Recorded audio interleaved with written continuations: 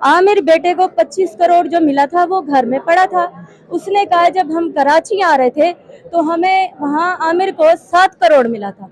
वो 7 करोड़ लेकर मैं कराची आया और पूरे रास्ते आमिर भाई जो है ना, दानिया अपनी बीवी की बात करते आए। वो कहती है कि मैं दानिया को फुजैल कराची बुलाऊं या मैं इस्लामाबाद बुलाऊं, आप मुझे बताओ। उसने कहा आंटी, मैंने डॉक्टर साहब को कहा कि कराची में आपको थर्ड मिल रही हैं, आप कराची में अपनी बीवी को ना बुलाएं, आप इस्लामाबाद में रखिए। ये पैसे वैसे जो हैं आप साइड पे रख ले कहीं चल के कराची। ये 7 करोड़ भी है, 25 करोड़ वो भी है, ये मिलकर सारे पैसे रख ले।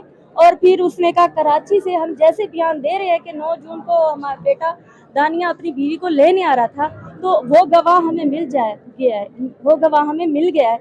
और उसने कहा मैं पूरी दुनिया में कहूँगा कि ये पैसे आंटी ठीक कह रही है, आमिर को मिले थे और उसकी बीवी के सामने भी मिले थे, जिसमें से